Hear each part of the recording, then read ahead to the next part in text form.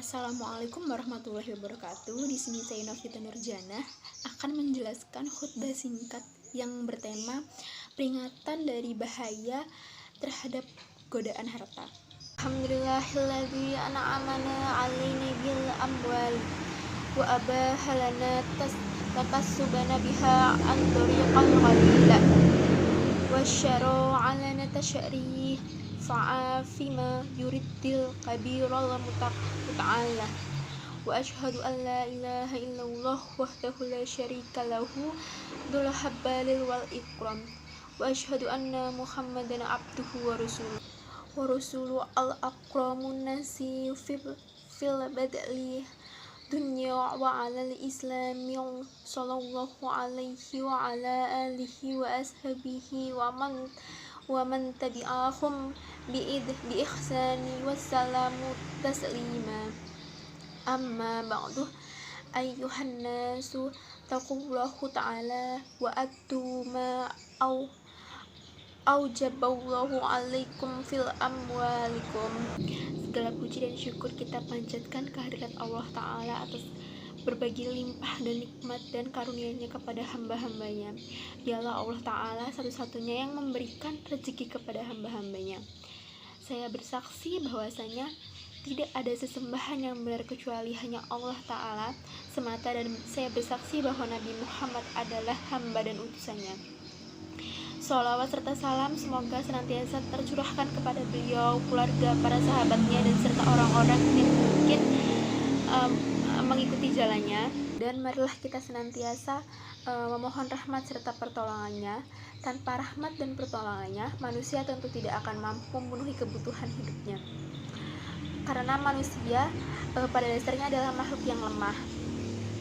Saat manusia dilahirkan, dia adalah dalam keadaan yang tidak mengetahui apa-apa serta tidak bisa memberikan manfaat kepada dirinya sendiri. Kemudian Allah Ta'ala berikan kepada hamba-hambanya berbagai kenikmatan, dan kemudian untuk mendapatkan berbagai kenikmatan dan kemudahan yang beraneka ragam. Oleh karena itu, kewajiban kita adalah mensyukuri pemberian tersebut dengan menjalankan kewajiban dan perintahnya dan menjauhi larangannya. Dan ketahuilah bahwa pemberian Allah Ta'ala yang berupa makanan, harta benda, anak misalnya merupakan ujian bagi manusia. Allah Ta'ala berfirman yang artinya, dan ketahuilah bahwa harta-harta kalian dan anak-anak kalian itu tidak lain hanyalah sebagai cobaan, dan sesungguhnya di sisi Allah pahala yang besar. Itu terdapat pada surat Al-Anfal ayat 28.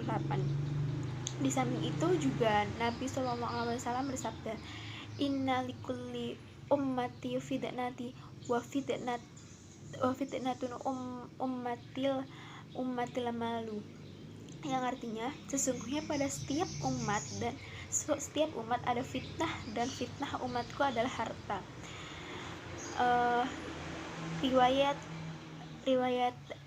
Hadis riwayat Tirmizi yang disahihkan oleh Al-Albani. Lalu untuk godaan harta ini akan datang dari berbagai sisi. Di antaranya ada cara mencarinya. Dari sisi ini sebenarnya Allah Ta'ala telah mensyariatkan berbagai cara dalam mendapatkan harta, yang semuanya dibangun di atas keadilan dan jauh dari perbuatan zalim, jahat, atau menyakiti orang lain. Maka orang-orang yang bertakwa kepada Allah Ta'ala tentu akan senantiasa memperhatikan batasan-batasan syariat dalam mendapatkan harta ini, jauh dari unsur riba, judi, dan bentuk-bentuk kezaliman lainnya, yang semuanya termasuk dalam bentuk memakan harta orang lain dengan cara yang batil. Mereka yang mengetahui bahwa hal ini dilarang oleh Allah Ta'ala, diantaranya dalam firman-Nya yang artinya, wahai orang-orang yang beriman, janganlah kalian saling memakan harta sesama kalian dengan jalan yang batil, kecuali dengan jalan yang berniagaan yang dilakukan dengan suka sama suka di antara kalian. Quran Surat An-Nisa ayat 29. Lalu dengan sebab perhatian terhadap batasan dan aturan Allah Ta'ala dalam mencarinya, maka harta yang diperoleh pun menjadi barokah. Harta yang diperoleh akan menjadi sebab kebaikan bagi yang memilikinya, baik saat diinfakkan, disedekahkan, maupun di saat hartanya nanti menjadi warisan bagi ahli warisnya. Sehingga hartanya pun menjadi kebaikan bagi dirinya di akhirat maupun di dunia maupun di akhirat. Sedangkan orang-orang yang tidak bertakwa, mereka tidaklah memperdulikan tindakan mereka untuk mencari harta tersebut. Yang halal bagi mereka adalah segala cara yang bisa dilakukan meskipun di dalamnya ada unsur penipuan, riba, judi maupun menzalimi orang lain, sehingga hartanya pun tidak barokah dan tidak ada manfaatnya. Sehingga hartanya pun apabila hartanya dimakan atau diinfakkan, maka dia telah memakan atau menafkahi dengan harta yang haram. Dan apabila disedekahkan, tidak akan diterima oleh Allah Subhanahu wa Ta'ala. Dan apabila seseorang itu meninggal, maka hartanya akan menjadi sebab masuknya dia ke dalam neraka. Nauzubillah min dzalik. Godaan harta yang muncul dari sisi penggunaannya. Dari sisi ini kita dapatkan sebagian orang yang memiliki harta tapi memiliki sifat yang pelit, sehingga tidak mau mengeluarkan zakatnya, tidak mau menjalankan kewajibannya berinfak kepada kerabatnya yang wajib dibantu dan yang lain semisalnya. Sedangkan sebagian yang lainnya pada sisi lainnya justru mengeluarkan hartanya tanpa ada perhitungan serta menghambur-hamburkan dengan sia-sia. Padahal Allah Ta'ala menyebutkan di dalam firman-Nya yang artinya, dan berikanlah hartamu kepada keluarga-keluarga yang dekat dan haknya mereka. Begitu pula kepada orang-orang yang miskin dan orang-orang yang sedang dalam perjalanan, dan janganlah kamu menghamburkan dengan sia-sia. Sesungguhnya orang yang menghamburkan hartanya dengan sia-sia adalah saudara setan, dan setan itu adalah sangat ingkar kepada Rabb-nya. Terdapat pada surah Al-Isra ayat 26 dan 27. Lalu berkaitan dengan ayat yang tadi, sebagaimana dinukilkan oleh Imam Ibnu Katsir rahimahullah dengan tafsirnya, sahabat Abdullah bin Mas'ud radhiyallahu anhu yang berkata, Bismillahirrahmanirrahim, at-tabadiru infaqu fil khairil haq, yang artinya menghambur-hamburkan harta adalah mengeluarkan tidak pada tempatnya. Lalu Al-Imam Mujahid rahimahullah berkata, law anfaqu insanu malahu qallahu fil haqqi lam yakun mubaddira walau anfaqu mudan fi khairil haqqi fi kana tabdira, yang artinya seandainya seseorang mengeluarkan seluruh hartanya pada tempat yang benar, maka dia bukanlah seorang yang menghambur-hamburkan hartanya.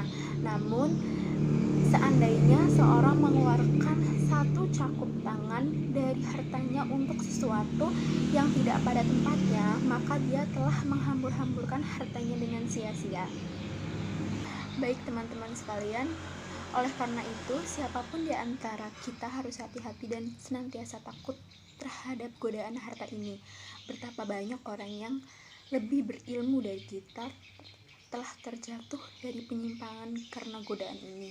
Bahkan ada pula orang yang dahulunya istiqomah, pembela as-sunnah dan melawan kebatilan serta bid'ah, namun kala tergoda dengan harta ini, kemudian terjatuh pada penyimpangan tersebut.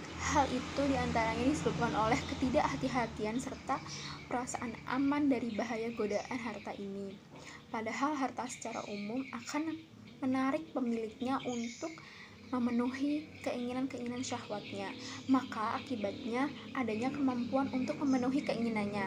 Seseorang akan terseret untuk hidup bermewah-mewah yang kemudian membuat dirinya tidak peduli dengan kemaksiatan kepada Allah Subhanahu wa Ta'ala. Oleh karena itu, kita harus senantiasa memohon pertolongan kepada Allah dan berupaya untuk senantiasa takut terhadap bahaya fitnah yang ada di hadapan kita. Sikap hati-hati dan rasa takut ini insya Allah akan menjadi sebab yang mendorong seseorang untuk berusaha mencari jalan keluar dari fitnah yang ada di hadapannya. Oleh sebab itu, dia pun akan senantiasa mengharapkan datangnya pertolongan Allah Subhanahu wa taala. Adapun orang-orang yang lalai dari mengingat Allah taala serta merasa aman dari ancaman dan bahaya godaan, sangat besar kemungkinannya untuk terjatuh dan terbawa oleh godaan sehingga semakin jauh dari petunjuk Allah Subhanahu wa taala. Nauzubillah min dzalik ya teman-teman, semoga kita selalu dalam lindungan Allah dan tidak terjerumus dalam godaan harta tersebut.